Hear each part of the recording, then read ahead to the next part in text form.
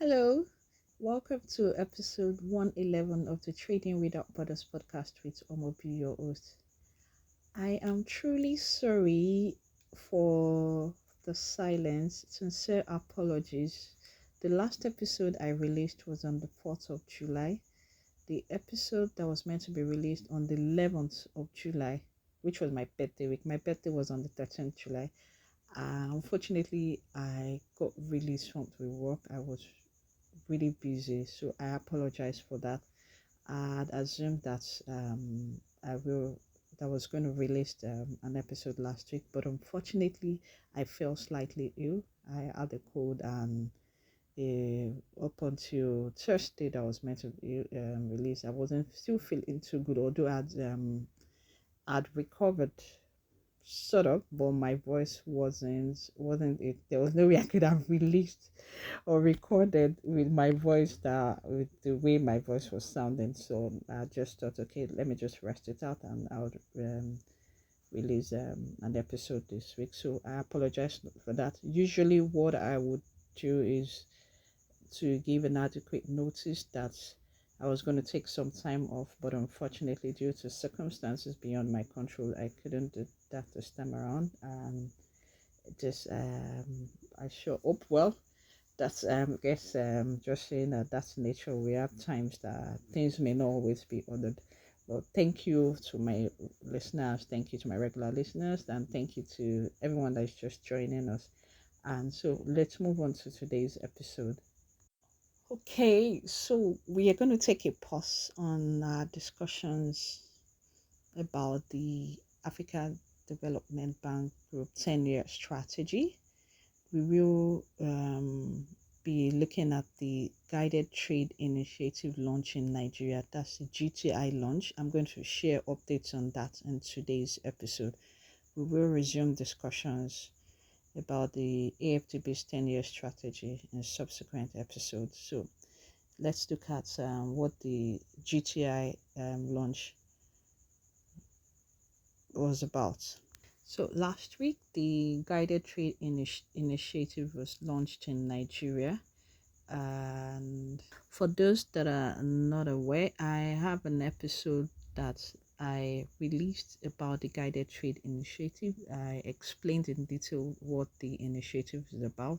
So it's basically an initiative to test the functionality of the AFCFTA to prove that the AFCFTA can work, and that's been supervised by the AFCFTA Secretariat in Ghana. So it basically seeks to facilitate trade among state parties that have met the minimum requirements for trading under the AFCFTA, and that was launched in 2022 with some pilot countries, 8 countries: Kenya, Egypt, Tunisia, Cameroon, amongst others. And so some other countries have joined the second phase, and this is the second phase, and Nigeria joined the second phase of the initiative.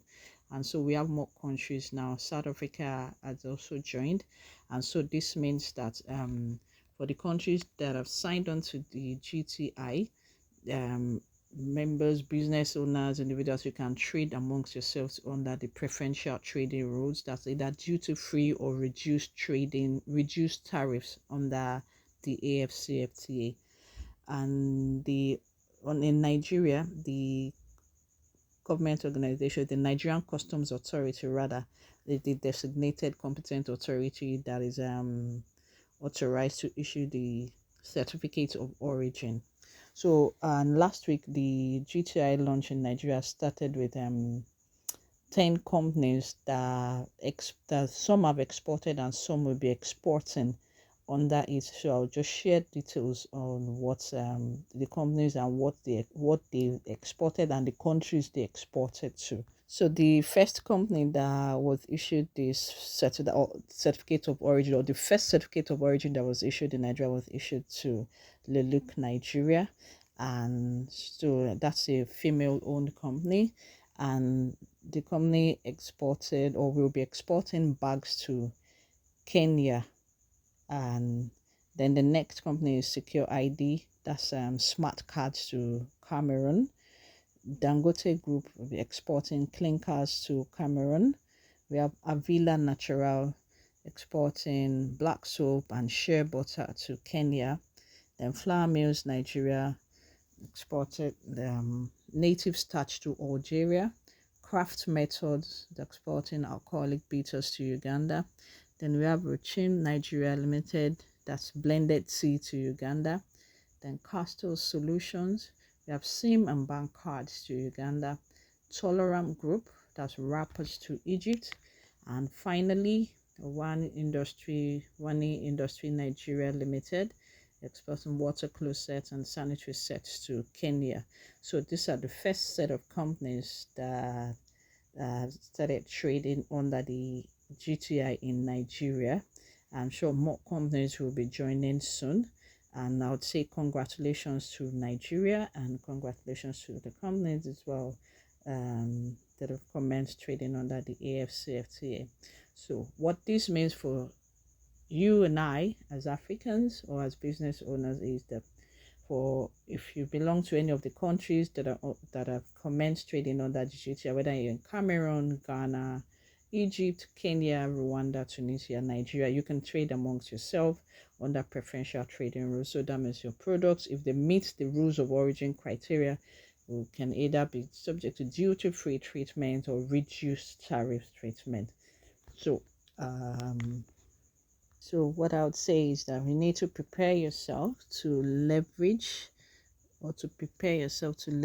the opportunities available under the AFCFTA. There are requirements, there are standards, and there are rules that you need to meet. So, and you need to know about all of this in order to be able to utilize or take advantage of the opportunities under the AFCFTA. So I'll stop here for today, and as usual, the podcast is for educational purposes only. So if you want to start your AFCFTA journey or your company needs training on the AFCFTA, or you want to develop your roadmap on how to trade under the AFCFTA or export under the AFCFTA, you can reach out to me. My name is Omobola Dekola on LinkedIn. I support businesses to enter and expand their operations into African markets. And until next week, I say to you, bye bye.